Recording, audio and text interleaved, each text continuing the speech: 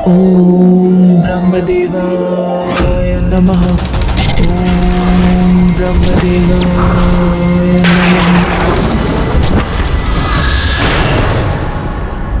पुत्र गणेश, आश्चर्य की बात है, इतनी लंबी यात्रा के बाद भी तुमने भोजन की बात नहीं की पुत्र। क्या हुआ? कहाँ खोए हुए हो तुम? खोया हूँ? नहीं तो माता, मैं तो भोजन की प्रतीक्षा कर रहा हूँ। माँ, मुझे और बल्ली को अनुमति दीजिए ना। आज देवर जी के लिए भोजन हम तैयार करेंगे। हाँ माँ, और फिर अपने ही हाथों से उन्हें भोजन कराएंगे भी। उचित है। ओम ब्रह्मदेवाय नमः। ओम ब्रह्मदेवाय नमः। ओम ब्रह्मदेवाय नमः। ओम ब्रह्मदेवाय नमः। भोजन करने की तो प्रबल इच्छा है मुझे, किंतु ये स्वर ये मुझे बारंबार विचलित कर रहा है। प्रभु का ध्यान कहाँ है?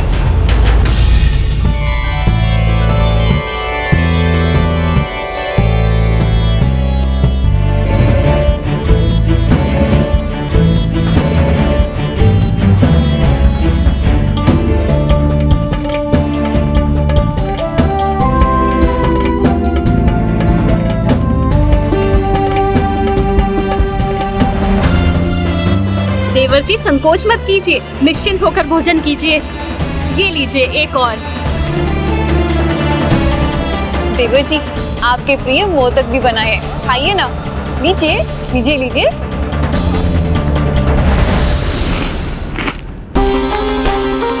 और ये हमारे लड्डू भी खाइए।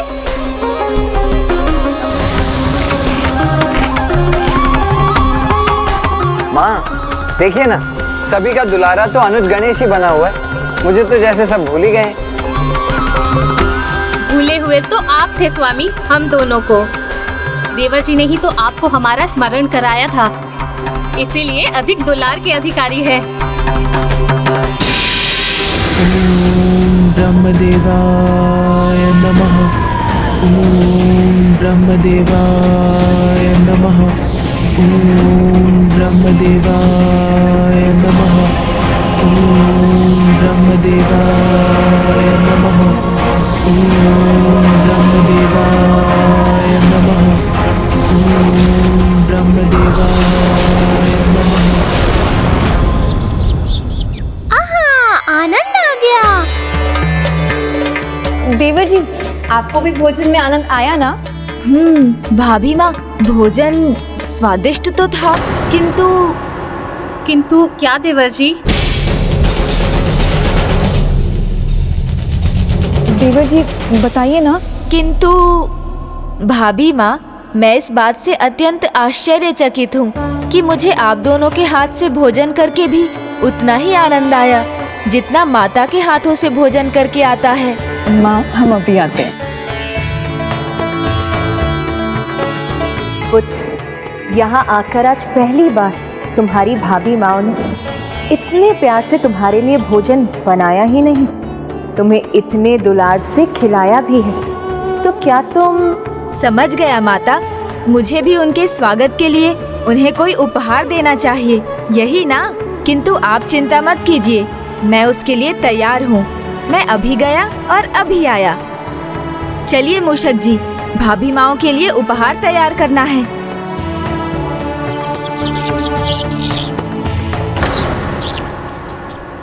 यहाँ सुख के इन क्षणों में मैं अपनी शंकाओं से मुक्त नहीं। प्रभु, क्या हुआ? आप किसी बात को लेकर चिंतित है क्या? नहीं मूषक जी, कुछ नहीं। चलिए उपवन चलते हैं। जी प्रभु।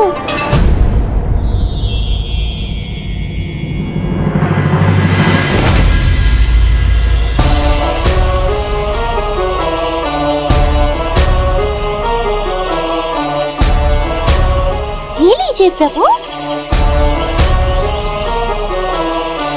प्रभु तो ध्यान ही नहीं दे रहे। प्रभु ने बताया नहीं किंतु कुछ तो है जिसकी चिंता उन्हें सता रही है। वो बार बार एक ही दिशा में देखे जा रहे हैं। मैं भी तो देखूं, क्या है वहाँ? ओम ब्रह्मदेवाय नमः। ओम ब्रह्मदेवाय नमः। ओम ब्रह्मदेवाय नमः।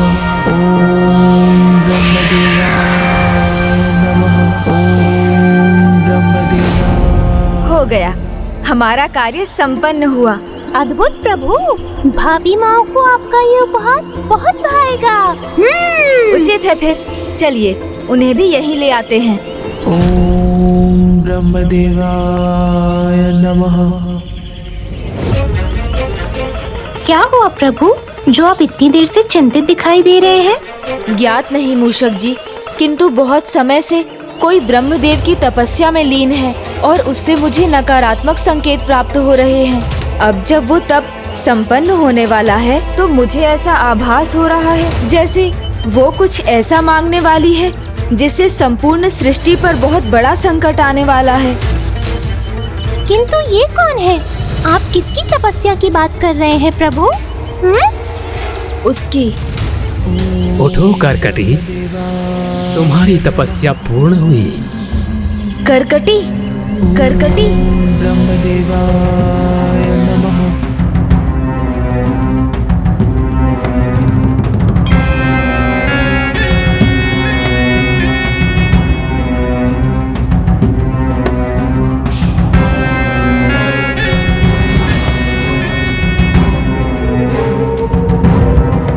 क्या इच्छा है तुम्हारी? क्या वरदान चाहती हो करकटी? मैं सहस्त्रों वर्षों से भूखी हूँ। अब मुझे इस भूख को मिटाना है, इसलिए इतना कठोर तप किया मैंने। किंतु मेरी भूख को मिटाने का क्या उपाय है? क्या मांगू मैं? क्या हिमालय पर्वत से भी विशालकाय होने का वरदान मांग लूं, जिससे एक ही बार में पंछियों के संपूर्ण झुंड को अपने मुख में समाकर उन्हें अपना आहार बना सकूं? नहीं, इतना पर्याप्त नहीं। तो क्या पृथ्वी जितना विशालकाय होना मांग लूं, जिससे उसके विशाल भागों को ही अपने भीतर समा सकूं? किंतु क्या ये उचित होगा?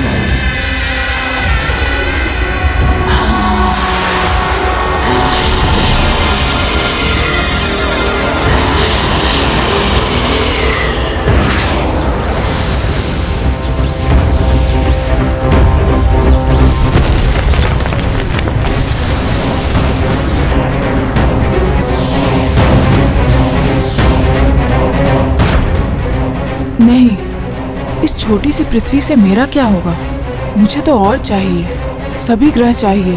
तो क्या इस ब्रह्मांड में सभी ग्रहों से अधिक विशाल आकार मांग लूं, जिससे उन्हें ही खा खा कर अपनी भूख मिटाऊं?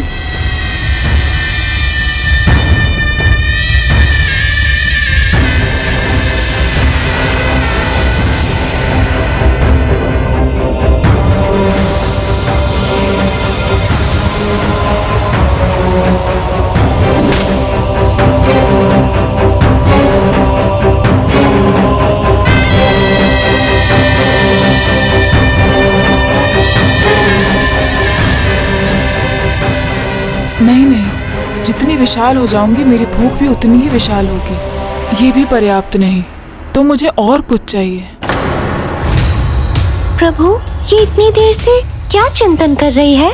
कोई वरदान क्यों नहीं मांग रही है? किसी भी निर्णय से पहले चिंतन तो आवश्यक है, किंतु अति चिंतन किसी को भी भटका सकता है। अत्यधिक चिंतन का परिणाम या तो अत्यंत उचित होता है या अत्यंत अनुचित। अब देखना ये है मूषक जी कि इसके अत्यधिक चिंतन का परिणाम क्या होगा। सहस्त्र वर्षों की तपस्या से कुछ भी असंभव नहीं है। उसका फल तुम्हें अवश्य मिलेगा। जो भी वरदान चाहती हो करकटी, मांग लो। मुझे तो कुछ ऐसा चाहिए जो अनंत काल तक मेरी भूख को मिटा दे, जहाँ भूख से अधिक भोजन हो।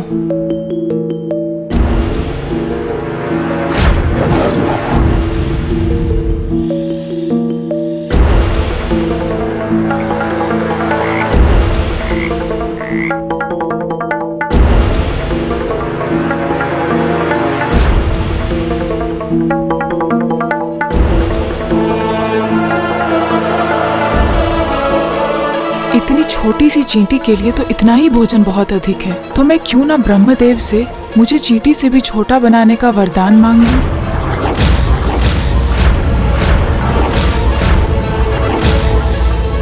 हाँ, उचित है। यदि तुम्हें ज्ञात हो गया है कि तुम्हें क्या चाहिए, तो मांग लो जो तुम्हें मांगना है। प्रभु, मुझे सूक्ष्म रूप धरने का वरदान दे दीजिए प्रभु।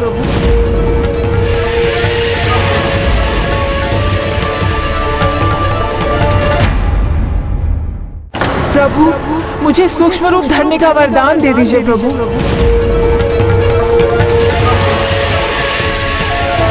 सूक्ष्म? कितनी मूर्खता है ये। आप व्यर्थ चिंतित थे प्रभु। इतना चिंतन करने पर भी बस यही वरदान मान सकी ये मूर्ख। नहीं मूषक जी, ये मूर्ख नहीं, इसने सबसे सूक्ष्म होने का वरदान मांगकर एक प्रकार से सबसे विशाल होने का वरदान मांगा है प्रभु ब्रह्मदेव से। तुम सूक्ष्म रूप चाहती हो करकटी, किंतु क्यों? प्रभु, मेरे इस विशाल का आकार में यदि मैं पंछियों के अनेकों झुंड का भी आहार कर लूं, तो भी मेरी भूख कभी शांत नहीं होती। किंतु मेरे सूक्ष्म होने पर मेरे लिए थोड़ा भी बहुत होगा।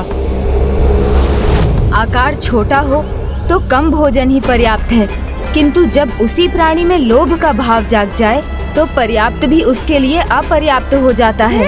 फिर वो अपनी भूख के लिए नहीं, अपने निजी आनंद के लिए खाता है और किसी को कष्ट देने में भी संकोच नहीं करता। प्रभु, मेरे इस विशाल काय शरीर से जगतवासियों की हानि ही होती है। कोई वस्तु हो, मनुष्य हो या पशु हो, व्यर्थ ही मेरे चरणों तले मसले जाते हैं प्रभु।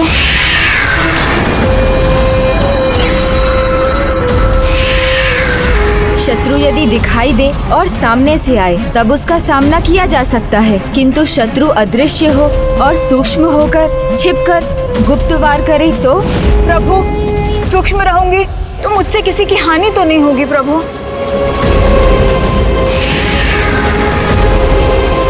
हानि ही हानि होगी, क्योंकि जिसके आने का आभास भी ना हो वो तो विशाल सेना से भी अधिक हानिकारक है। ना उससे संघर्ष किया जा सकता है, ना उसे पकड़ा जा सकता है और ना ही उससे बचकर भागा जा सकता है। तब तो प्रभु ब्रह्मदेव को उसे ऐसा वरदान कदापि नहीं देना चाहिए। घबराइए नहीं, अमरता नहीं चाहिए मुझे। आप मुझे सूक्ष्म बना दीजिए प्रभु। मुझे यह वरदान दीजिए कि मैं सुई अर्थात सूचिका की नोक से सहस्त्रों गुना सूक्ष्म बन जाऊं और जल, वायु, स्पर्श किसी भी प्रकार से और विशेष रूप से प्राण वायु से किसी के भी शरीर में प्रवेश कर उसके हृदय, उसके फेफड़ों और उसके अन्य भागों को अपना आहार बना सकूं प्रभु।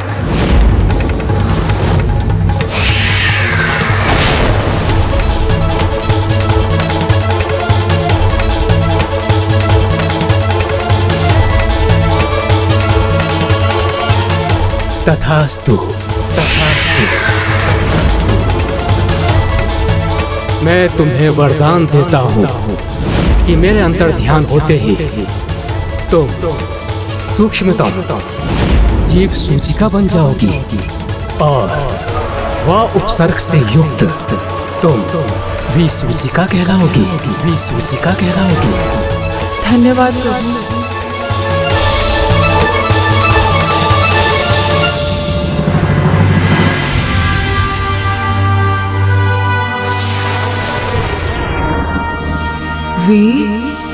सूचिका। ब्रह्मदेव अंततः मेरे छलावे में आ ही गए। अब कोई नहीं बचेगा मुझसे। वे सूचिका हूं मैं। अब मेरे पास इतना भोजन होगा कि मेरे लिए ही नहीं अपितु मेरी अनंत संतानों के लिए भी कम नहीं पड़ेगा।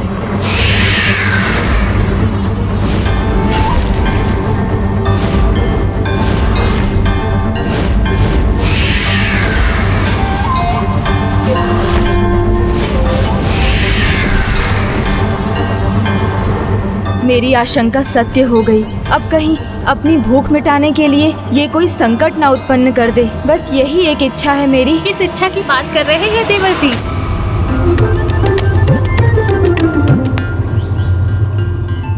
भाभी माँ, आप दोनों यहाँ? हाँ, माँ ने कहा कि आपके प्रिय देवर जी आपके लिए कोई उपहार बना रहे हैं। तो हम कैसे रुक पाते? चले आए यहाँ आपको ढूंढते ढूंढते।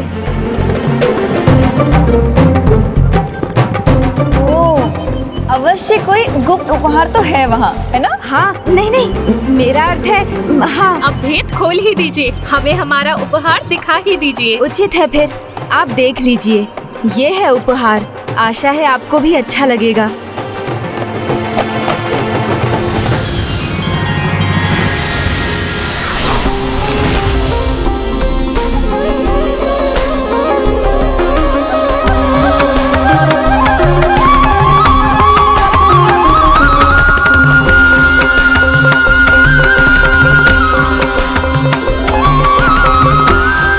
एक बार झूल कर देखिए ना भाभी माँ, अच्छा लगेगा आपको।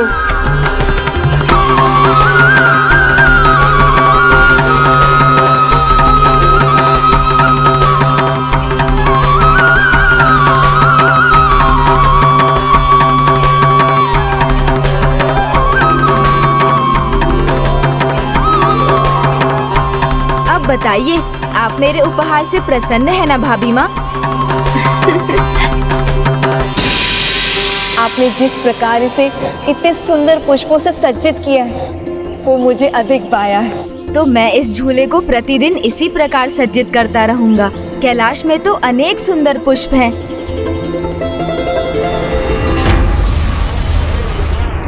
सभी पुष्प मुरझा कैसे गए, और वो भी यहाँ कैलाश में?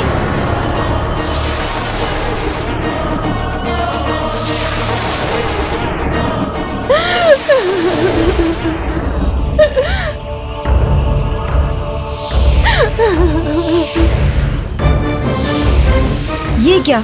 ये तो जैसे सृष्टि ही मुरझा गई है।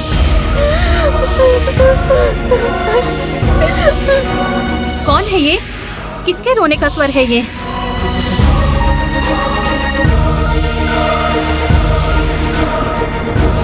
ये सृष्टि इतनी दुखी क्यों दिखाई दे रही है? समझ गया, किसका क्रंदन है ये? भूमि माता।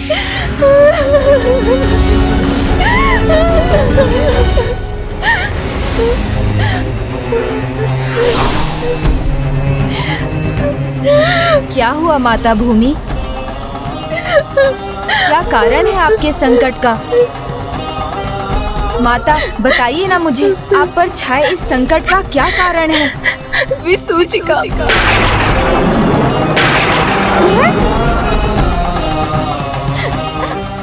प्रभु ब्रह्मा जी के वरदान का अनुचित लाभ उठा रही है वो।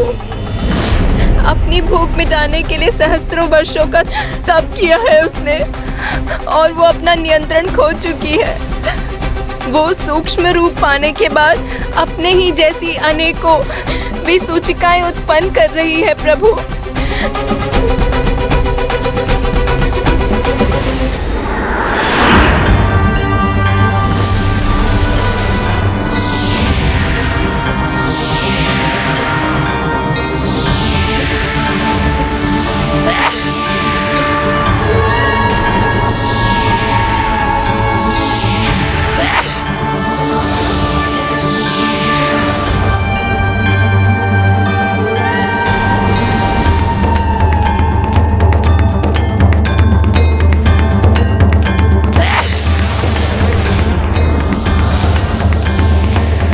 इतनी छोटी सी, अब ना कोई मुझे देख सकेगा, ना मेरा कोई अहित ही कर पाएगा। पूरी सृष्टि पर मेरा ही अधिकार होगा।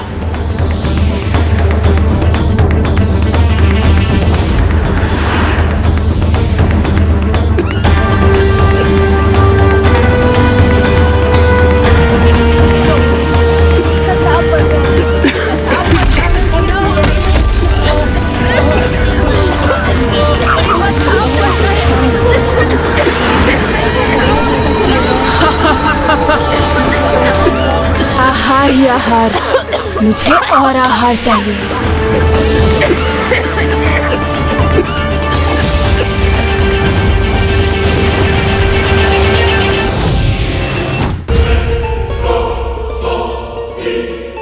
ओह, ये मनुष्य अभी तक जीवित है तो मैं इसे सूचना नहीं दूंगी। इसके भीतर जाऊंगी और इसके प्राण भी खाऊंगी।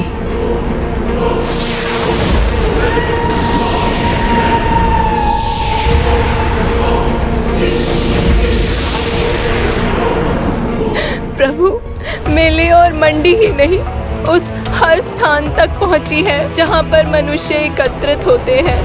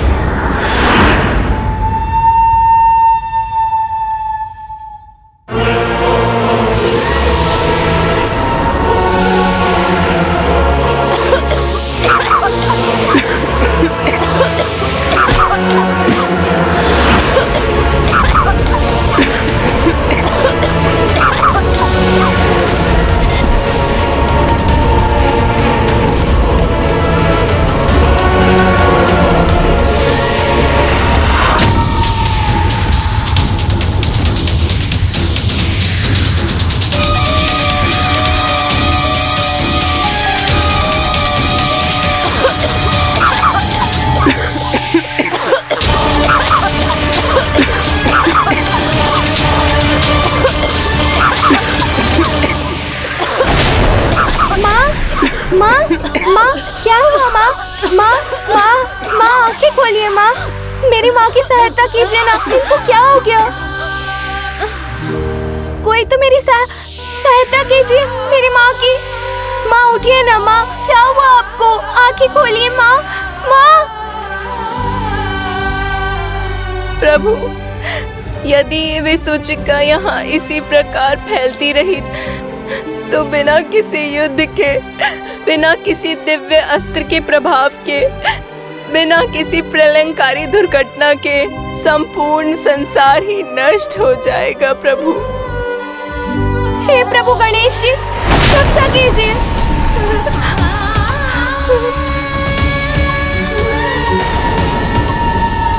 हे पार्वती नंदन, हे विघ्नहर्ता गणेश जी, इस संसार के सामने जो ये भयानक विघ्न छाया है उसका आप ही कुछ समाधान कीजिए प्रभु। इस विघ्न को दूर कर समस्या का हल निकालिए ना प्रभु।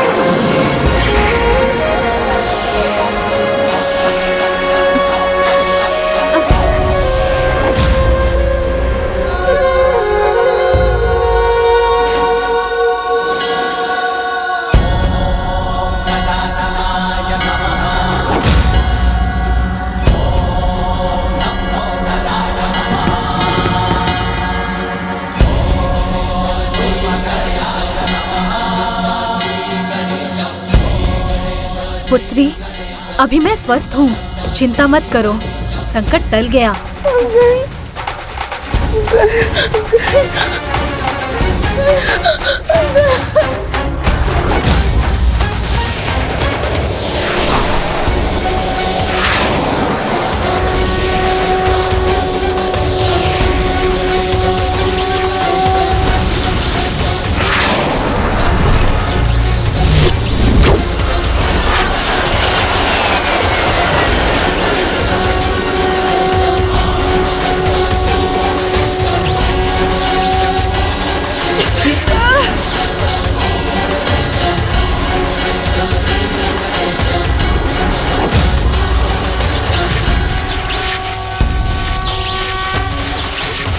विसूचिका का अंत क्या संभव है? विसूचिका, अब अपना अंत स्वीकार करने के लिए तैयार हो जाओ।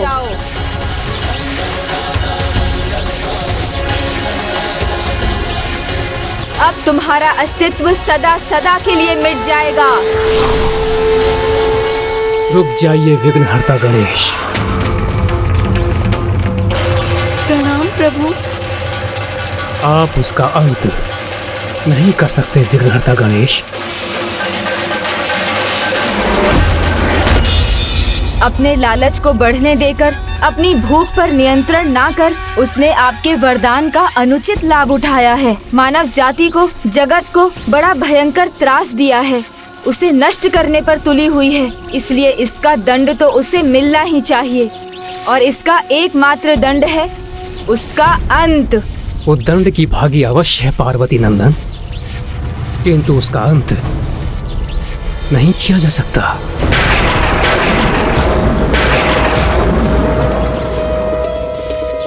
किंतु क्यों ब्रह्मदेव, क्यों नहीं किया जा सकता उसका अंत? क्योंकि विसूचिका स्वयं प्रभु नारायण की शक्ति है। प्रभु नारायण की एक शक्ति योग माया है और उनकी अन्य शक्ति योग माया के अधीन है। उनमें से एक शक्ति की ही स्वरूप है कर्कटी, यानी विसूचिका। फिर अच्छा हो या बुरा, जब तक प्रभु नारायण की कृपा से ये माया स्वरूप संसार रहेगा, तब तक विसूचिका भी रहेगी। इसी कारण उसे अमृतत्व का वरदान मांगने की आवश्यकता ही नहीं थी। किंतु ब्रह्मदेव वो क्षमा योग्य नहीं। उसने दुर्बल, असहाय मनुष्यों को, वृद्धों को, बालकों को, सभी को संक्रमित किया है। यहाँ तक कि प्रभु भक्ति में लीन प्रभु भक्तों को भी नहीं छोड़ा। यदि मैं इसे ना रोकता तो ये सभी को संक्रमित कर संपूर्ण मानव जाति का संहार कर देती।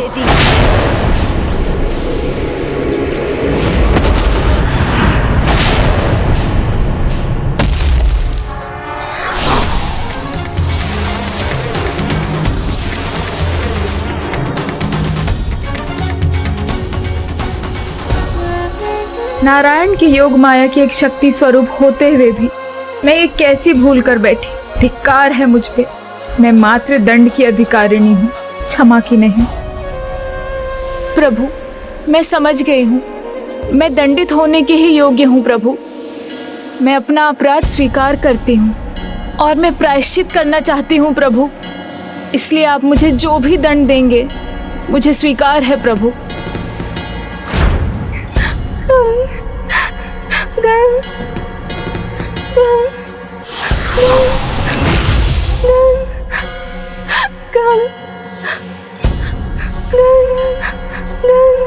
गंग गंग गंग गंग गंग गंग। अपराध और अपराधी दोनों ही दंड के भागी होते हैं, इसलिए तुम्हें दंड तो अवश्य मिलेगा। दंड स्वरूप मैं तुम्हारी शक्तियां सीमित कर रहा हूँ। अब तुम स्वयं किसी को भी संक्रमित नहीं कर सकोगी। तुम्हें इसके लिए माध्यम की आवश्यकता होगी, जल, वायु, स्पर्श आदि। जिनके आहार में, जिनके विचार में और जिनके व्यवहार में विकारों का दोष हो, तुम उन्हें ही प्रभावित कर सकोगी। और इस प्रकार तुम अन्याय बाधिका कहलाओगी। यही होगा तुम्हारा प्रायश्चित और इस प्रकार लोगों को जीवन जीने का उचित मार्ग प्राप्त हो जाएगा।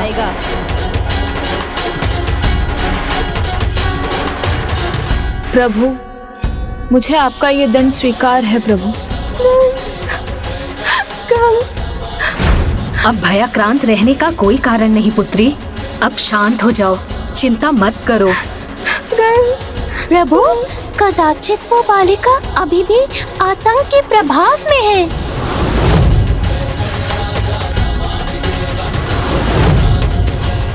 संकट मिट जाने के पश्चात जो भय अंतर समाकर वहीं रह जाता है, उससे मुक्ति पाना सरल नहीं होता।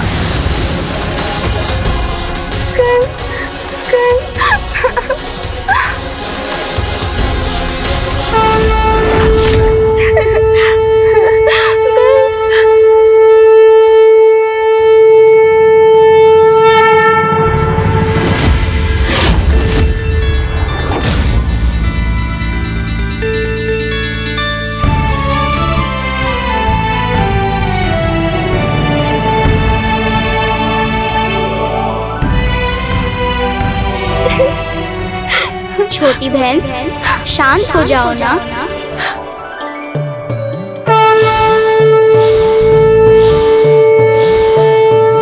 गणेश। हाँ बहन, तुमने तो मुझे पहचान लिया। मेरा नाम गणेश ही है और प्रभु गणेश जी के नाम के प्रताप से ये संकट टल गया है। हे दिव्य बालक, आप अवश्य ही कोई महात्मा हैं। मेरी पुत्री की सहायता कीजिए। ये मेरी नन्ही बालिका है। आप इसकी आतंक की अवस्था से इसे बाहर निकालिए। बहन, अब तो कोई संकट नहीं, तो अब भयभीत रहने का कोई कारण नहीं। वो क्या था? क्या हुआ था? वो भूल थी, विसूचिका की भूल, जिसके कारण महामारी का प्रकोप छाया हुआ था। किंतु चिंता ना करो, प्रभु गणेश जी ने सब ठीक कर दिया है।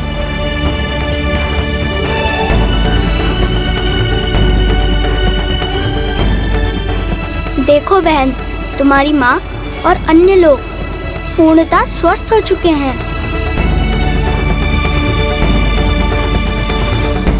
ओम गणेशाय नमः। ओम गणेशाय नमः। ओम गणेशाय नमः। आपकी भक्ति में इतनी अपार शक्ति है कि प्रभु ने आपकी प्रार्थना सुन सबके जीवन का विघ्न हर लिया। तो क्या भक्ति की शक्ति से ऐसी महामारी में अपनी रक्षा की जा सकती है, जो एक से दूसरे में, दूसरों से अन्य सभी में एक एक कर फैलती जाती है?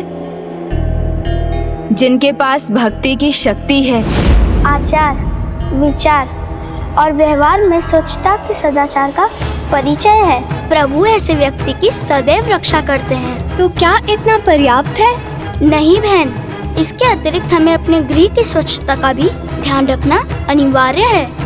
इसलिए नमक के जल से अपने निवास को स्वच्छ रखना और अपने निवास के बाहर गौ माता के गोबर का लेप लगाना, जो शुभ ही नहीं होता अपितु अशुद्धता, कीटाणुओं और कीट से हमें ही नहीं हमारे निवास को भी सुरक्षित रखता है। किंतु कलयुग में दुराचारी, अन्यायी एवं दुर्गुणों से भरे मनुष्यों की अधिकता होगी। यदि उनका प्रभाव सदाचारी व्यक्तियों पर हुआ तो उनके लिए मैं एक मंत्र देता हूँ। स्वच्छता के नियमों का पालन करते हुए उन्हें इस मंत्र का जाप करना होगा।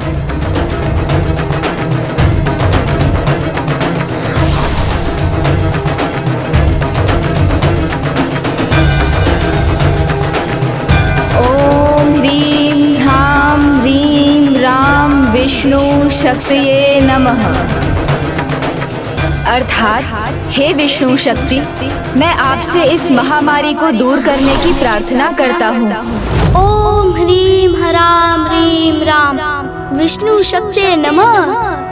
ओम ह्रीं ह्रां ह्रीं राम विष्णु शक्तिये नमः। ये मंत्र तो उनकी सहायता करेगा जो संक्रमित हो चुके हैं, किंतु कोई ऐसा उपाय नहीं जो सदाचारी को पहले ही शक्ति प्रदान कर दे, जिससे वी सूचिका का उन पर कोई प्रभाव ही ना हो, जो नकारात्मकता को निकट न आने दे, जो तन को ही नहीं मन को भी सबल करे, उसे शक्ति प्रदान करे।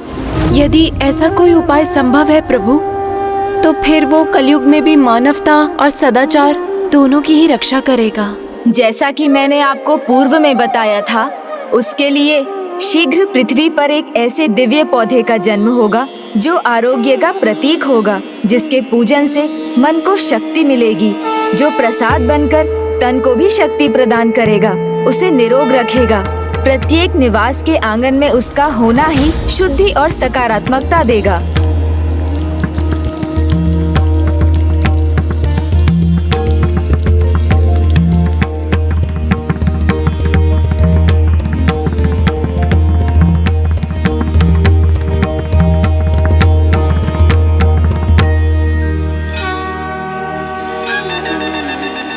ये पौधा निवास के लिए ही नहीं, जो उसे प्रसाद रूप में ग्रहण करेंगे उसका भी रक्षा कवच बनेगा।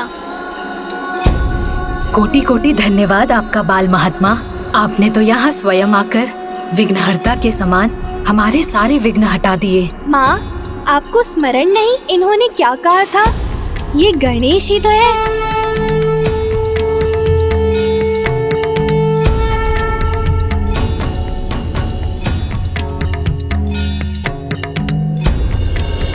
सदा स्मरण रखना बहन, जहाँ भक्ति है वहाँ भय नहीं, और जहाँ आशा है वहाँ विघ्नहर्ता गणेश है।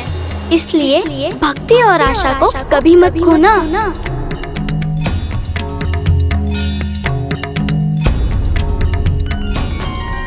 प्रभु, मुझे उचित पथ दिखाने के लिए आपको शत शत नमन। अब मैं उस पथ से कभी नहीं भटकूंगी।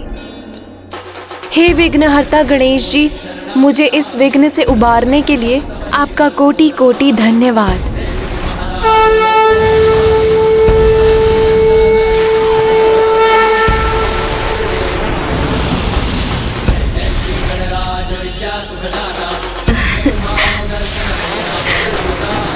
तो विघ्नहर्ता ने माँ प्रकृति के विघ्न को हर ही लिया। संसार को विसूचिका के भय से मुक्त कराने वाले गणेश के स्वरूप को एकाक्षर गणेश के नाम से जाना जाएगा। एकाक्षर गणेश के नाम से जाना जाएगा। हे एकाक्षर गणेश, मैं भी आपका धन्यवाद करता हूँ और साथ ही ये घोषणा करता हूँ कि जिस गंग मंत्र का उच्चारण करके उस बालिका ने आपका आह्वान किया था, वो एकाक्षर मंत्र कहा जाएगा। वो एकाक्षर मंत्र कहा जाएगा। और मैं आपको आशीर्वाद देता हूँ कि जिस प्रकार आपने उस नन्ही सी बालिका को साहस दिया, उसी प्रकार आपके एकाक्षर मंत्र गंग का उच्चारण कर आपके एकाक्षर गणपति स्वरूप का स्मरण करने वाले भक्तों पर किसी महामारी, किसी युद्ध, दुर्घटना अथवा ऐसे किसी संकट का प्रकोप कभी नहीं होगा। और संकट ही नहीं, अपितु उस संकट के प्रभाव से मन में बसे भय से भी छुटकारा मिलेगा। ओम गंग, ओम गंग, ओम गंग, इस संसार के सामने जो ये भयानक विघ्न छाया है, इस विघ्न को दूर कर समस्या का हल निकालिए ना प्रभु। इस संसार के सामने जो ये भयानक विघ्न छाया है। शीघ्र पृथ्वी पर एक ऐसे दिव्य पौधे का जन्म होगा जो आरोग्य का प्रतीक होगा, जिसके पूजन से मन को शक्ति मिलेगी। हे प्रभु महागणाधिपति जी, मुझे अभी भी अपने कार्य के अधूरे रहने का आभास हो रहा है। कृपा कर मेरा मार्गदर्शन कीजिए प्रभु। मुझे बताने की कृपा कीजिए कि अभी मेरे द्वारा क्या करना शेष है। ओम सिद्धि बुद्धि सहिताय महागण प्रणाम प्रभु महागणाधिपति जी। नमः। गणेश, आपने उचित समझा। आपका कार्य अभी संपन्न नहीं हुआ और उसे पूर्ण करने के लिए आपको एक नवीन कथा का भाग बनना होगा, जिसके लिए आपको परिवार से दूर वन में माँ गंगा के तट पर तप करना होगा। मैं आपको आपके तप की सफलता का आशीष देता हूँ।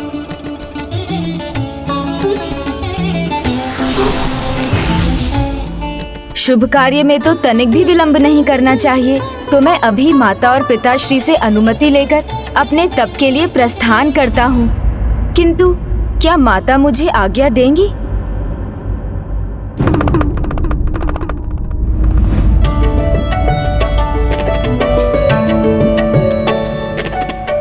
यही मना रहा हूँ कि माता मुझे ना रोके, जाने दें। क्या हुआ पुत्र गणेश? जब से तुम बी सूचिका रूपी संकट को दूर करके लौटे, चिंता में ही खोए हुए हो। हाँ देवर जी, जब से आपने हमें झूला उपहार में दिया है, तब से तो आप अनुपस्थित ही हैं। क्या बात है गणेश, किस विचार ने तुम्हें इतना गंभीर बना दिया? पिताश्री, माता, कुछ समय के लिए मुझे यहाँ से दूर तप करने जाना है।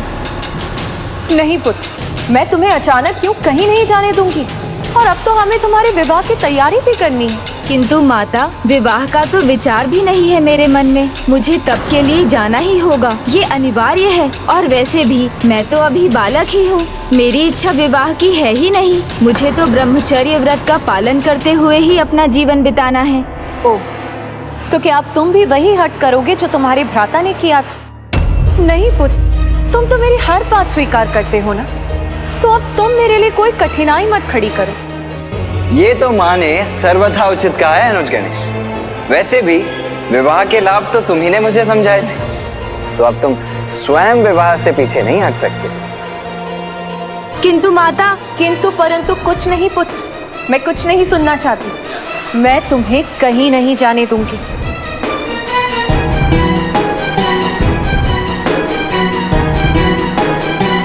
पिताश्री, माता को आप ही समझाइए ना।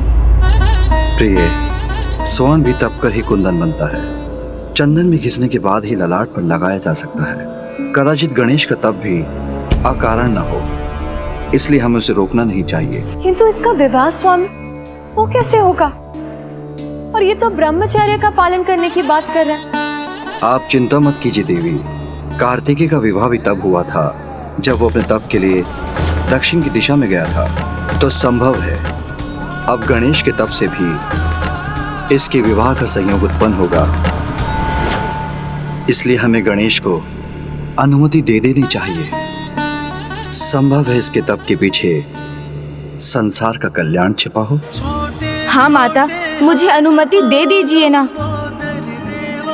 मेरा मन तो नहीं करता पुत्र, किंतु मैं तुम्हारे तप में बाधा नहीं बनूंगी। मेरा आशीर्वाद तुम्हारे साथ है पुत्र, तुम अपने तप में अवश्य सफल हो। बस माँ को जाने, माता की आज्ञा को वह सर्वोपरि माने। जीवन समर्पित है तुझको माता, सांस सांस अर्पित है तुझको माता, सांस सांस अर्पित है तुझको माता।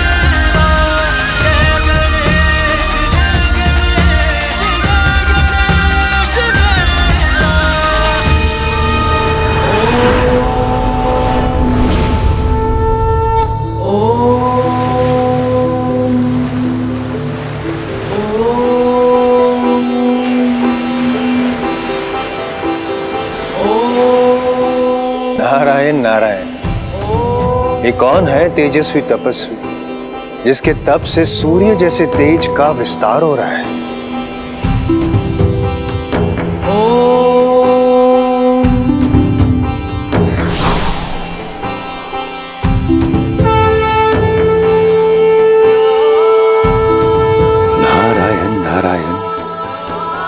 ये तो स्वयं प्रभु श्री हरि नारायण है।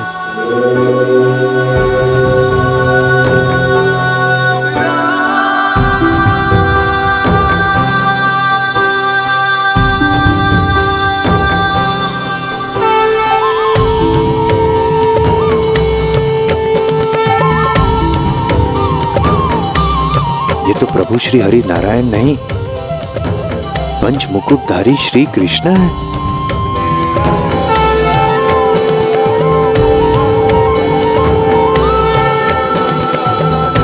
नमो विश्व स्वरूपाय विश्व स्थित्यंत हेतु विश्वेश्वराय विश्वाय गोविंदाय नमो नमः। नमो विज्ञान रूपाय परमानंदन रूपिणे कृष्णाय गोपीनाथाय गोविंदाय नमो नमः।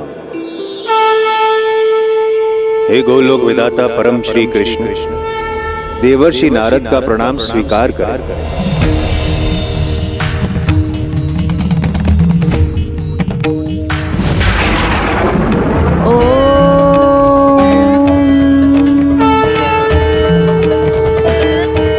नारायण नारायण, क्षमा कीजिए प्रभु, किंतु आप किस रूप में है ये स्पष्ट ज्ञात क्यों नहीं हो रहा है मुझे।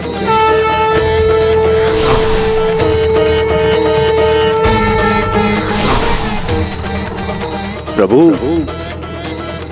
ये कैसी लीला है प्रभु, ये क्या हो रहा है। नारायण नारायण, इस लीला का रहस्य तो केवल मात्र एक प्रभु श्री कृष्ण ही उजागर कर सकते हैं।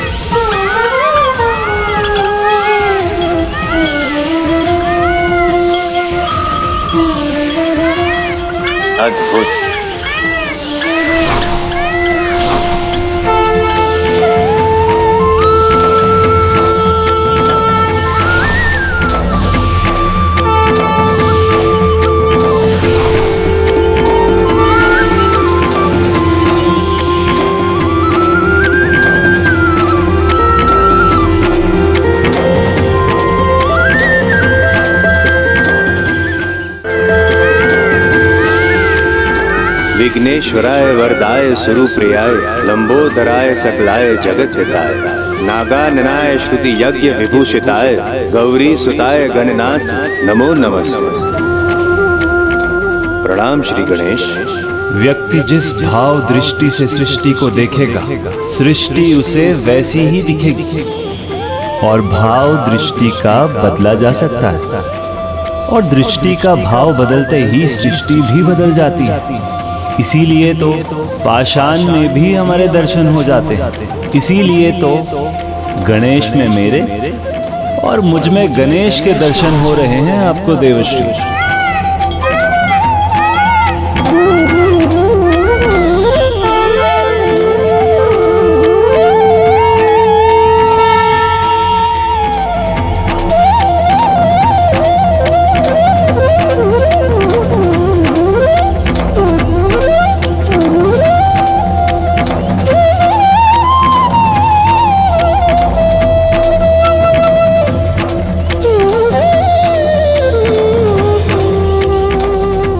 कस्तूरी तिलकम ललाट पटले वक्षस्थले कौस्तुभम नासाग्रे वर्मोक्तिकम करतले वेणु करे कर कंकनम सर्वांगे हरिचंदनम सुललितम। ये लीला आपकी है लीलाधर या परम श्री गणेश जी की? मैं तो ये भी ज्ञात नहीं कर पा रहा। नहीं देवश्री, लीला नहीं, तत्व का रहस्य समझिए। मैं और गणेश एक ही तत्व तो हैं, परंतु नेत्र तो केवल हमें दृष्टि प्रदान करते हैं, किंतु हमारे मन की भावना हमें उसके भी दर्शन करवाती है जिसकी हम कल्पना भी नहीं कर सकते। आपको तो स्मरण होगा देवश्री, माता पार्वती ने पुत्र प्राप्ति की इच्छा से अत्यंत भावुक होकर मेरा स्मरण किया था और मुझसे मेरे ही जैसा पुत्र पाने का वरदान मांगा था। प्रभु, मुझे एक ऐसी संतान का वरदान दीजिए जो ब्रह्मदेव की तरह ज्ञानी हो, आप ही की तरह तेजस्वी और निपुण। मुझ जैसा भला और कोई कैसे हो सकता है, क्योंकि मैं तो मैं ही हूं। इसीलिए गणेश भी मैं हूं और मैं ही गणेश हूं।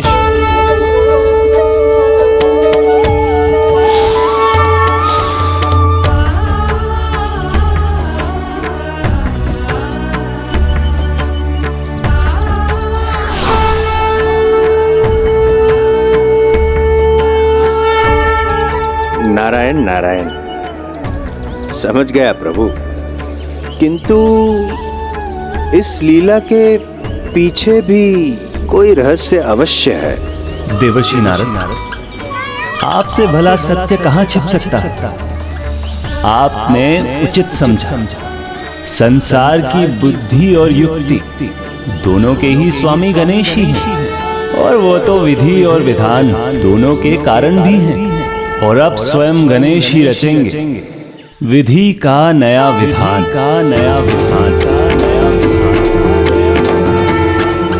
गणेश की ऊर्जा से यहाँ शापों का योग बनेगा और वही शाप कारण बनेंगे मेरे पूर्ण अवतार श्री कृष्ण के लिए और भविष्य में संसार के कल्याण हेतु पवित्र तुलसी पौधे के भी जन्म का और साथ ही संसार को सहज पुण्य का भागी बनाने वाले पवित्र शालीग्राम के अवतरित होने का। और ये सब प्रत्यक्ष और अप्रत्यक्ष रूप से गणेश की तपस्या के कारण ही होगा।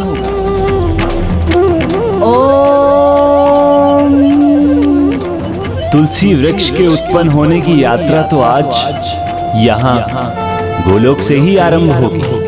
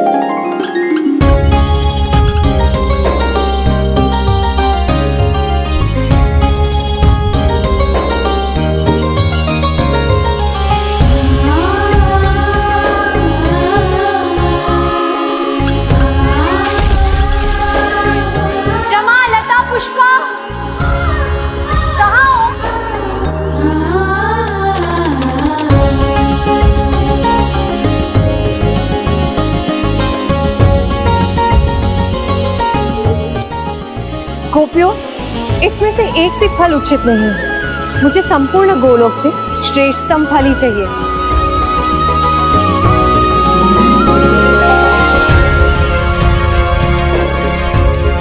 गणेश का तप अनुपम ऐसी अनूठी ऊर्जा उत्पन्न कर रहा है जो भावनात्मकता के चरम पर पहुंचकर जागृत हो रही है, क्योंकि स्वयं गणेश का जन्म उनकी माता के वात्सल्य की पुत्र प्राप्ति की प्रबल इच्छा के चरम का परिणाम है।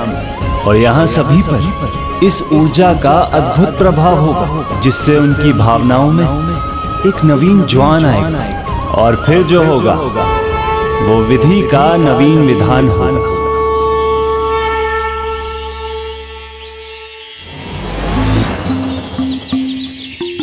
आज ये फल सबसे पहले मुझे प्रभु परम कृष्ण के पास ले जाने, राधा जी और बिरजा जी से भी पहले, सबसे पहले प्रभु श्री परम कृष्ण को अपने पति के रूप में पाने की अभिलाषा जब भी पूर्ण हो, किंतु उनकी सेवा करने का कर्तव्य निभाने की अभिलाषा तो मैं अभी संपन्न करूंगी।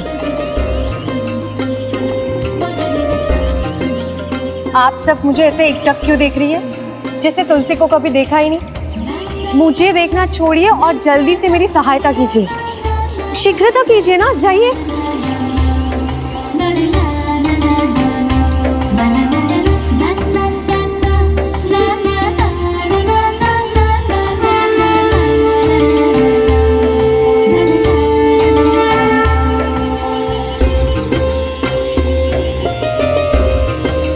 प्रभु आइए देवी बिरजा।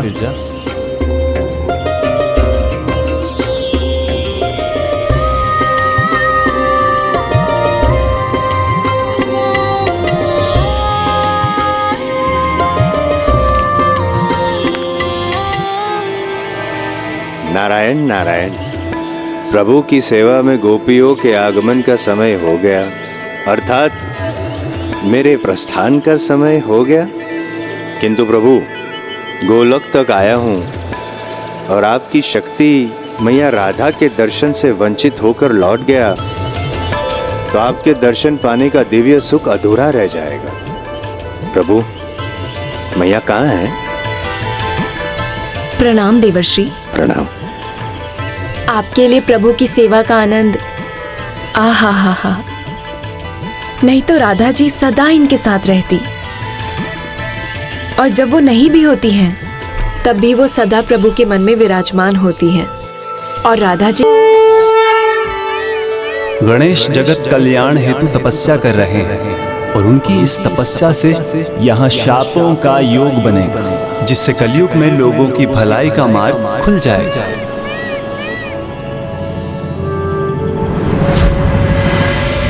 लीजिए प्रभु, आपका ये चित्र पूर्ण हो गया और आपकी मोहक छवि मुझे इसमें स्पष्ट दिखाई दे रही है। किंतु आप यहाँ साक्षात अपनी राधा के पास क्यों नहीं है, मेरे प्रभु श्री परम कृष्ण?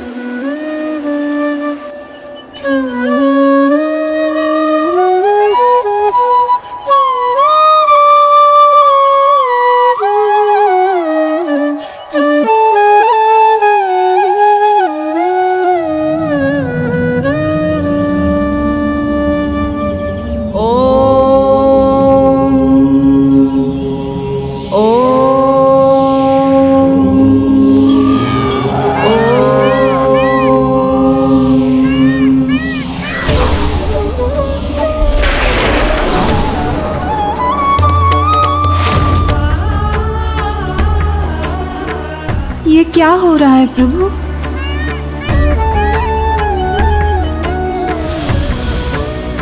प्रभु,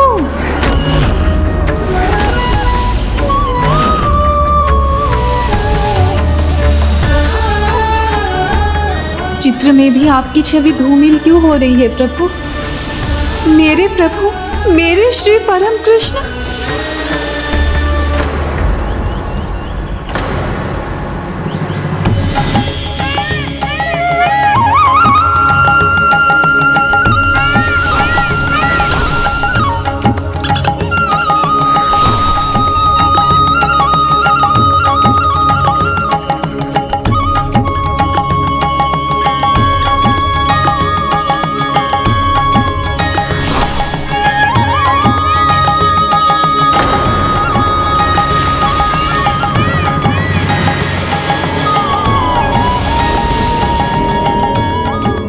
ये क्या हुआ? राधा मैया उनकी छवि प्रभु से दूर कैसे हो गई?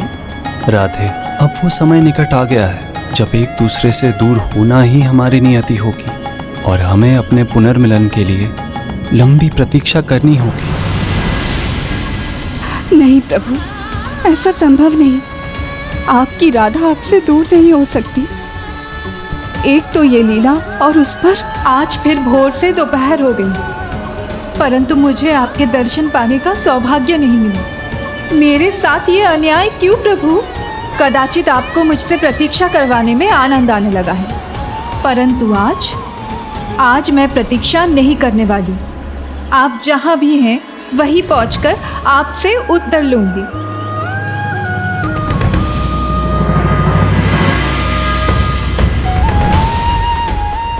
आपके मन में क्या प्रश्न है, ये मुझे ज्ञात है देवर्षि।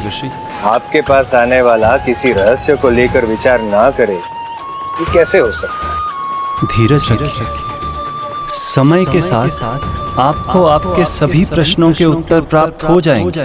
मेरे प्रश्नों का उत्तर मुझे मिले ना मिले कोई बात नहीं, किंतु माँ राधा के दर्शन किए बिना मैं नहीं लौटूंगा। अवश्य देवर्षि। नारायण नारायण।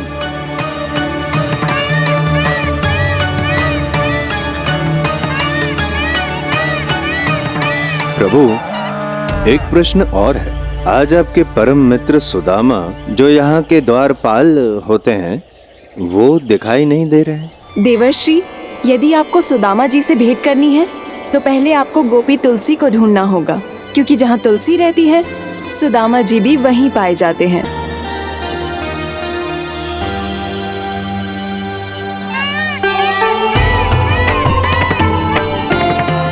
क्योंकि जहाँ तुलसी रहती है सुदामा जी भी वहीं पाए जाते हैं।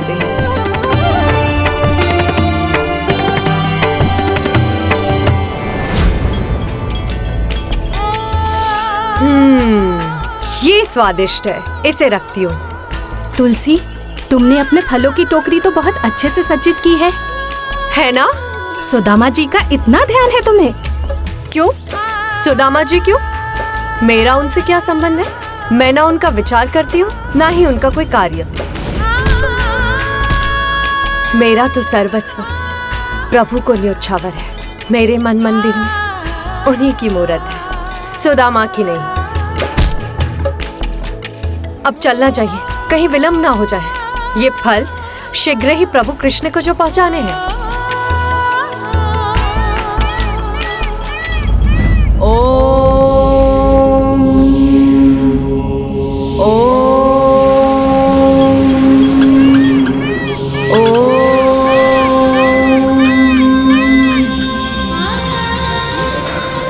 अद्भुत, आनंददायक। कौन है ये जो मुझे इस पुष्प की वर्षा से इतना आनंदित कर रहा है?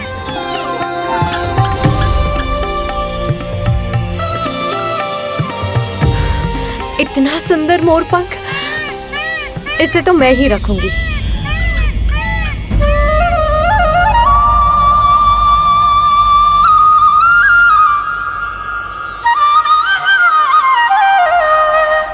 प्रभु श्री परम कृष्ण की बांसुरी की धुन है ये तो।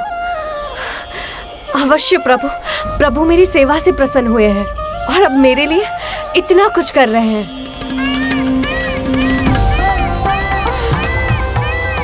इतने सारे मोरपंख, ये सब मेरे होंगे। अवश्य इसके पीछे प्रभु है, वो स्वयं है यहाँ।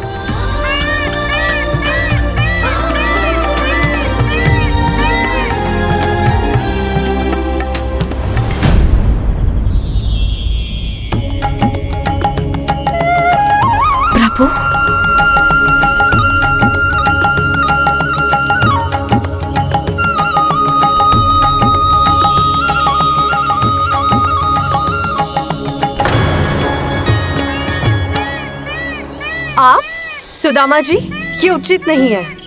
आपने भ्रम क्यों उत्पन्न किया कि मेरे प्रभु हैं यहाँ पर? तुम्हारे प्रभु वही तो है तुम्हारे सामने, मुझे ही अपना प्रभु मान लो।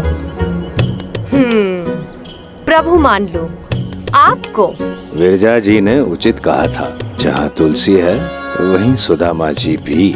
प्रभु के समान वेशभूषा करने से और हाथ में बांसुरी पकड़ लेने से कोई प्रभु नहीं बन सकता। सत्य कहा, किंतु मैं उन जैसा बनने का प्रयास कहाँ कर रहा हूँ। मैं तो बस इतना चाहता हूँ कि वैसा बनो कि तुम्हारे मन को भा जाऊं तुलसी।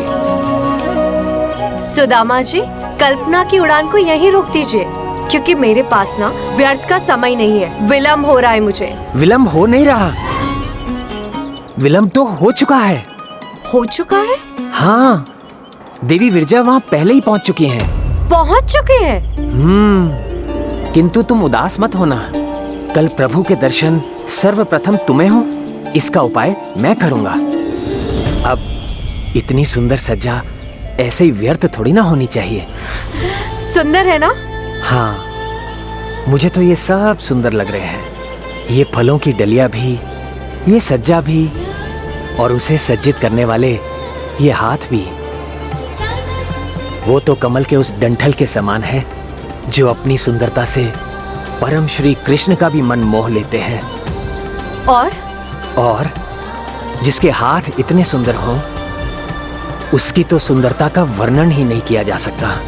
उसकी सुंदरता तो भोर के सूर्य के समान दमकती है, और मुस्कुराहट ऐसी जैसे प्रकृति खिल उठी हो। और जो इस फूलों की डलिया को सज्जित करने वाली है, उसके नेत्रों का तो बखान मैं क्या ही करूं। जैसे ओस की बूंदें सीप के भीतर मोती बनकर अपनी चंचलता का परिचय दे रही हूं।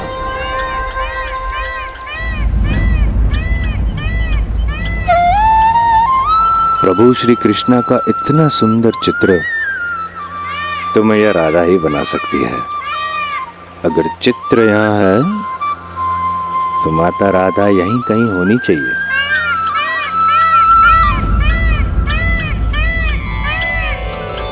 और उनकी गहराई जैसे क्षीर सागर के समान हो। सुदामा जी, मेरे प्रभु श्री परम कृष्ण कहाँ हैं? भीतर बाहर से जो सुंदरता का सागर हो, बस निहारते रहने का ही मन करे। तुलसी, तुमने मेरे प्रभु श्री परम कृष्ण को कहीं देखा है? और केश तो जैसे काली घटा आकाश में हिलोरें ले रही हो कि बस अब बरसी कि तब बरसी। तुलसी, सुदामा, सुना नहीं आप दोनों ने? मैं आपसे कुछ पूछ रही हूँ। तुलसी, सुदामा,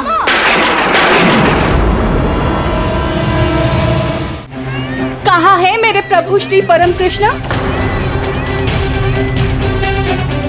ओह, लगता है प्रभु ने आज भी राधा मैया से प्रतीक्षा करवाई है। अब मैया का क्रोध उन पर फटे, उसे रोकने के लिए मुझे ही कुछ करना पड़ेगा। मैया, प्रभु तो यहाँ नहीं है। हाँ, मैं तो स्वयं उन्हें ढूंढ रही थी, वो कहीं दिखे ही नहीं। मैंने तो स्वयं उनके लिए फल भी सजाए हैं। मैया, कदाचित आप उन्हें यहाँ ढूंढ रहे हैं, किंतु वो आपको वहाँ ढूंढ रहे होंगे।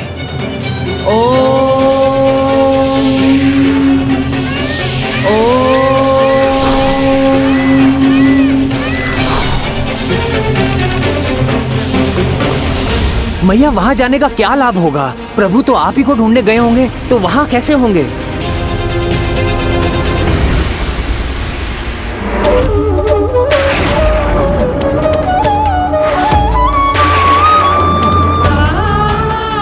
अच्छा, तो ये कारण है मेरी प्रतीक्षा का।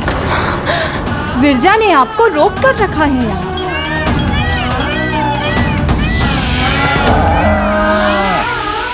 विरजा, तुम जिस सुख की लालसा में प्रभु को रोककर मुझसे प्रतीक्षा करवाती हो, वो सुख तुम्हें कभी ऐसे प्राप्त हो ही नहीं सकता, क्योंकि सांसारिक सुख और आध्यात्मिक आनंद दो विपरीत ध्रुवों की तरह है।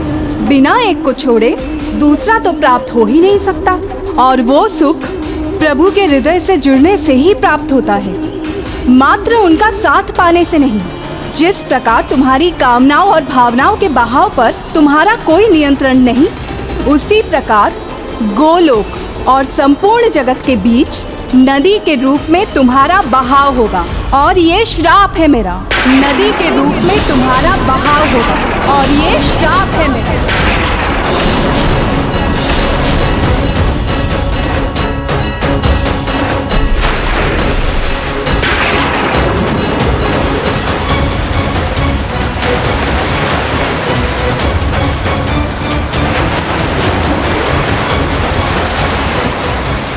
गणेश की ऊर्जा से यहाँ शापों का योग बनेगा, यहाँ शापों का योग बनेगा।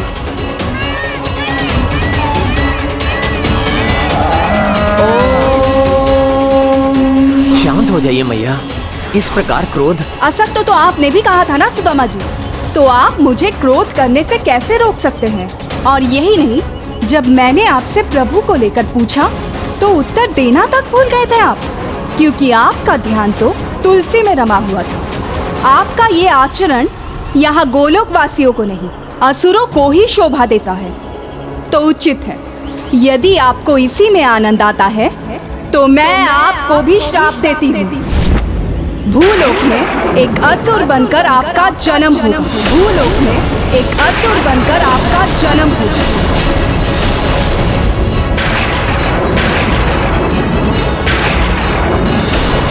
और जो दरिद्रता आज आपने अपने स्वभाव में दिखाई है, वो उससे भी अगले जन्म में आपके साथ रहेगी, जब आप एक दरिद्र ब्राह्मण के रूप में जन्म लेंगे।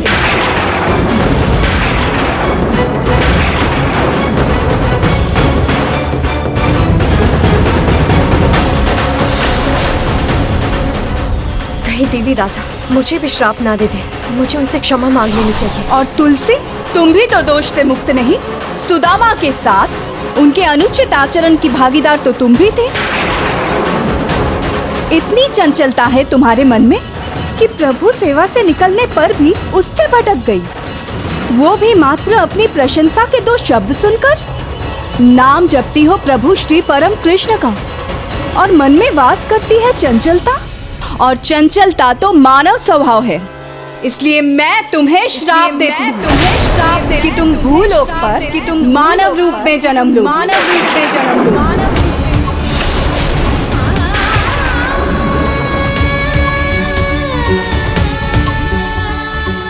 ये न्याय नहीं, अन्याय है। हमसे भूल हुई है, ये मैं स्वीकार करता हूँ, किंतु आपने भी क्षमा करने के स्थान पर, हमें समझाने के स्थान पर, हमारी भूल सुधारने के स्थान पर इतने कठोर दंड दे दिए, श्रापों का चक्र चला दिया। और प्रभु आपने भी इस अन्याय में मैया का साथ दिया, शांत रहकर ये होने दिया। एक बार भी मैया को रोका नहीं आपने। तो यदि मैं श्राप का भागी हूं, तो आप भी श्राप के भागी, तो आप भी श्राप के भागी, तो आप भी श्राप के भागी, तो आप भी श्राप के भागी।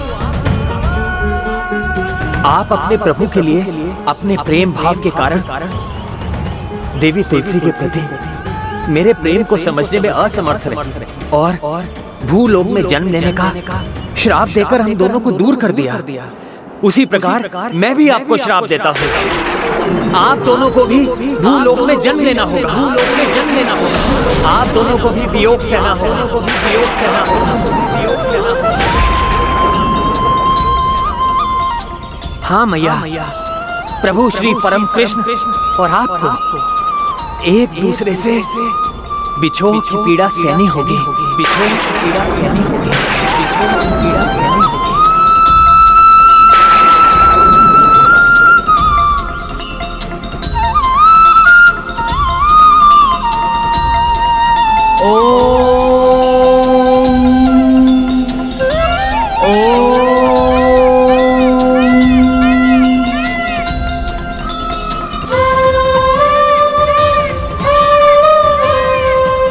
आप दोनों को भी भूलोक में जन्म लेना होगा। आप दोनों को भी वियोग सहना होगा। ये मैंने क्या कर दिया? कैसा श्राप दे दिया प्रभु और मैया को?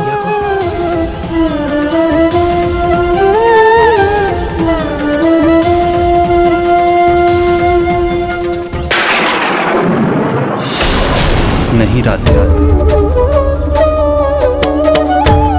प्रभु, मैं आपकी शक्ति हूँ, आपकी प्रत्येक लीला में समान भागीदार भी, ये मुझे ज्ञात है। परंतु आपसे दूर रहना, ये मैं कैसे सहन कर लूं प्रभु? सब संभव है, परंतु आपसे दूर रहना आपकी राधा के लिए असहनीय है।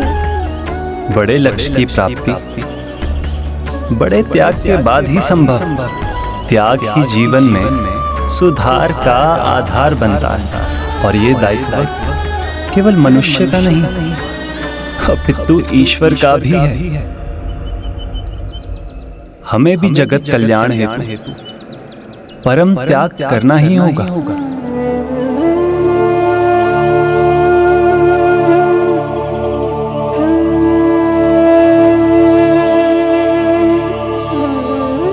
ये कैसा अनिष्टकारी श्राप दे दिया मैंने आप दोनों को।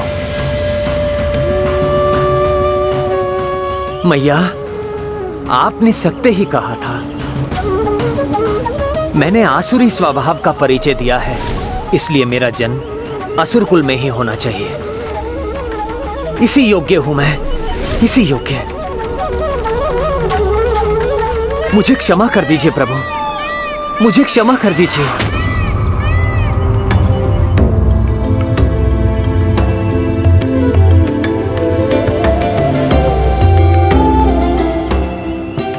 सुदामा, तुम तो मेरे सखा हो, मुझे अत्यंत प्रिय हो, और तुम्हारे मन में भी मेरे लिए सिवाय प्रेम के कुछ नहीं। फिर तुम मेरे साथ कुछ अनुचित कैसे कर सकते हो?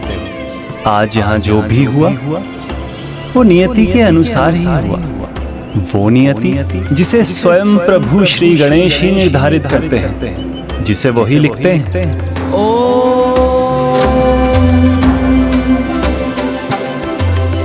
ये तो उन्हीं का लिखा विधि का विधान है। जो श्राप प्रिय राधा ने देवी विरजा को दिया है, वो श्राप होते हुए भी वरदान है, क्योंकि उसके अनुसार दिव्य नदी बनकर वो आध्यात्मिक और भौतिक संसारों को एक दूसरे से विलग करेंगे।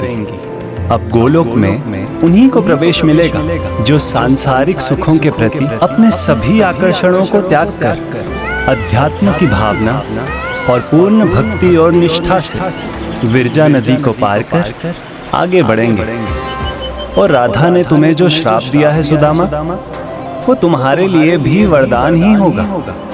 जिसे तुम वियोग समझ रहे हो, वो वियोग नहीं, तुम दोनों के मिलन का संयोग प्रकट करेगा।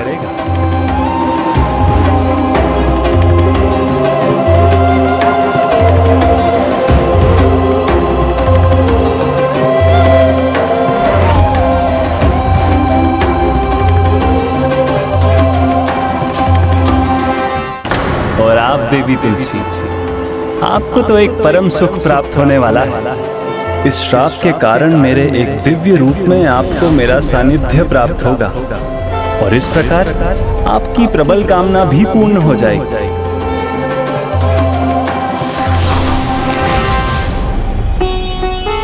और ये सब श्री गणेश जी के कारण ही हो रहा है। जय गणेश जय गणेश जय गणेश देवा, माता जाकी पार्वती पिता महादेवा। जय गणेश जय गणेश जय गणेश देवा, माता जाकी पार्वती पिता महादेवा। विसूचिका के रूप में करकटी को गणेश जी ने पराजित तो किया, किंतु वो मानव जाति का संकट बनी रहेगी, विशेष रूप से कलयुग में। और इसलिए गणेश जी की तपस्या के परिणाम स्वरूप आप विसूचिका से उत्पन्न रोगों की औषधि बनेंगे। मानव जाति के कल्याण हेतु आपका जन्म दिव्य तुलसी पौधे के रूप में होगा, और मैं शालिग्राम रूप में प्रकट होऊंगा। सुंदर काया, ये श्रापों की वृष्टि देगी जग को छाया। जय गणेश जय गणेश जय गणेश देवा, माता जाकी पार्वती पिता महादेवा। निर्मल हृदय और प्रेम से परिपूर्ण मैया राधा का हृदय है, उनका तो श्राप भी वरदान है प्रभु। और मैं ये कैसी मूर्खता कर बैठा। मेरा श्राप तो श्राप ही रहा ना प्रभु। नहीं सखा सुदामा, ये भी नियति का ही भाग है। अब आपके श्राप के फल स्वरूप मैं भी अपना कर्तव्य निभा सकूं। और मेरा कर्तव्य तो स्पष्ट है। यदा यदा हि धर्मस्य ग्लानिर्भवति भारत अभ्युत्थानम धर्मस्य तदात्मानं सृजाम्यहम् परित्राणाय साधूनां विनाशाय च दुष्टताम् धर्म संस्थापनार्थाय संभवामि युगे युगे।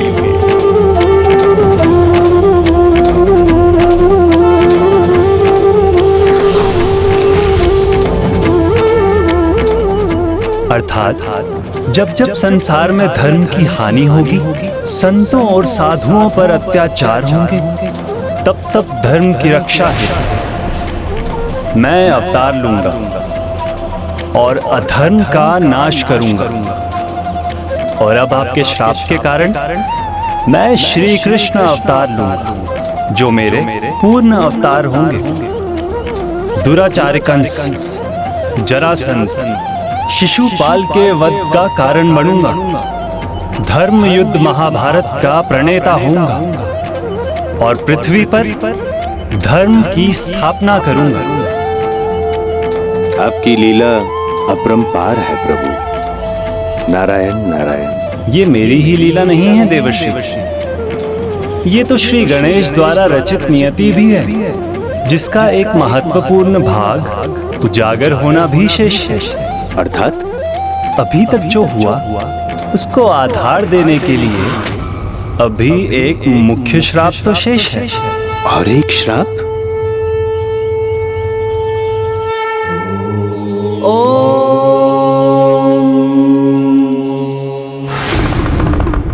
स्वामी पुत्र गणेश यहाँ नहीं है तो ऐसा लगता है जैसे मेरा हृदय ही कहीं और है।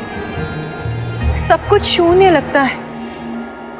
स्वामी, कब पूर्ण होगा उसका तप? प्रिय, अभी तक तो आपके पुत्र के तप का एक ही भाग पूर्ण हुआ है, और जब तक माँ की इच्छा पूर्ण न हो तब तक पुत्र का तप संपन्न कैसे हो सकता है? आपके हृदय में उसकी विवाह की कामना है प्रिय, तो तब तक उसका तप निरंतर चलता रहेगा जब तक उसके विवाह का मार्ग न खुल जाए। ये तो बहुत अच्छा होगा प्रभु, किंतु इस तप के कारण अब ऐसा क्या होने जा रहा है? तपस्या सच्चे मन से हो तो उससे प्रत्यक्ष या अप्रत्यक्ष रूप में सदा अच्छा ही फल प्राप्त होता है। तो फिर गणेश के तप से तो संसार की भलाई का ही मार्ग खुलेगा। ओम नमो भगवते वासुदेवाय नमः। हमारी चिंता का कारण बन रही है इन दोनों की तपोशक्ति, जिसमें निरंतर वृद्धि हो रही है। ओम नमो भगवते वासुदेवाय नमः। ओम नमो भगवते वासुदेवाय नमः। ओम नमो भगवते वासुदेवाय नमः। उसकी तप की ऊर्जा तो अब असहनीय होती जा रही है। हाँ वरुण देव, इन दोनों की तपोशक्ति में मेरी अग्नि से भी अधिक ऊर्जा है। इस स्थिति में तो हम स्वर्ग के भीतर भी प्रवेश नहीं कर सकेंगे। तो कौन मिटाएगा हमारे इस विघ्न को? विघ्नहर्ता प्रथम पूज्य गणेश जी अपनी तपस्या में लीन है।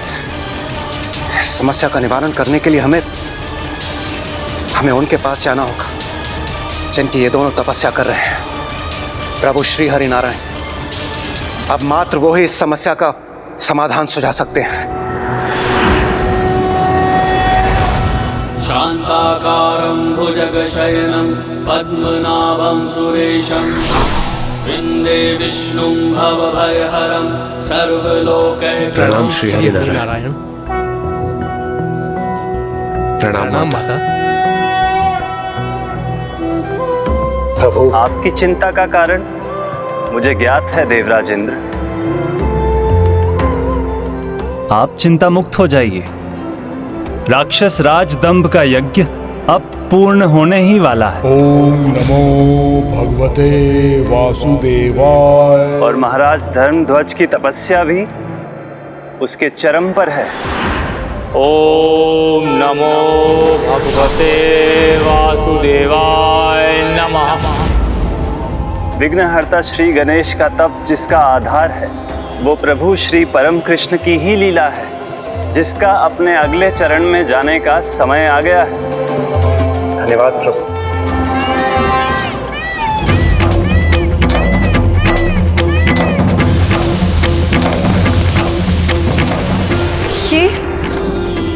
ये क्या हो रहा है मेरे साथ? मुझे भी विचित्र अनुभव हो रहा है।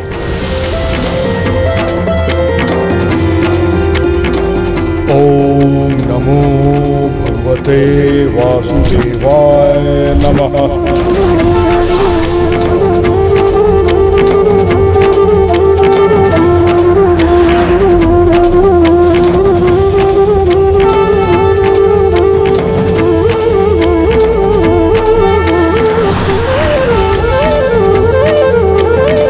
संतान प्राप्ति के लिए आपने इतने वर्षों मेरा तप किया, तो अब उस तप के फल को प्राप्त करने का समय आ गया है।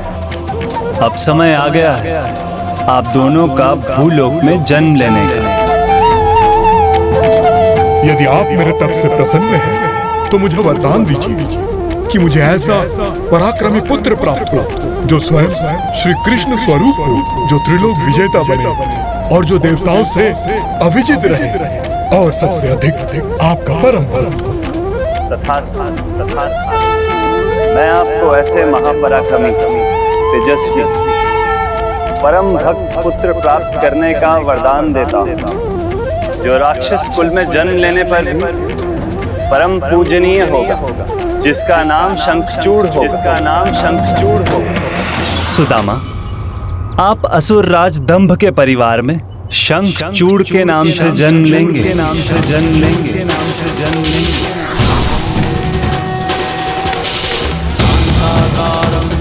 मैं आपके तप से प्रसन्न हूँ और आपको वरदान देता हूँ, आपके कुल में एक तेजस्विनी पुत्री का जन्म होगा।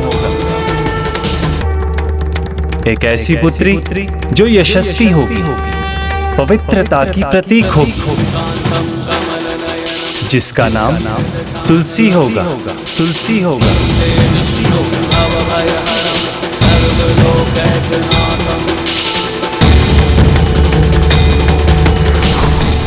देवी तुलसी, आप महाराज धर्मध्वज की पुत्री के रूप में जन्म लेंगी। भूलोक के नियमों के अनुसार आपको और सुदामा को अभी की घटनाओं का वहां कोई स्मरण नहीं रहेगा, किंतु मैं आपको आशीर्वाद देता हूं कि मेरे प्रति आपकी भक्ति, आपका स्नेह सदैव बना रहेगा।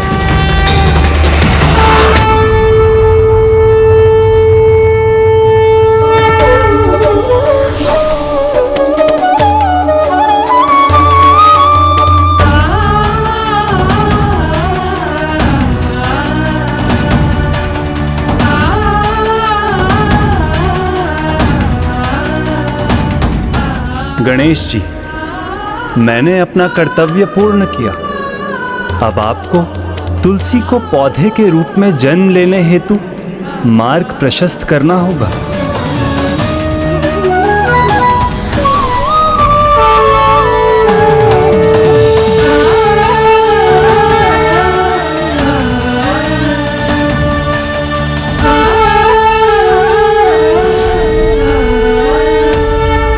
त्याग एक ऐसा सद्गुण है जो व्यक्ति को निर्मल और पवित्र बनाने के साथ साथ किसी भी बड़े लक्ष्य की प्राप्ति में सहायक होता है।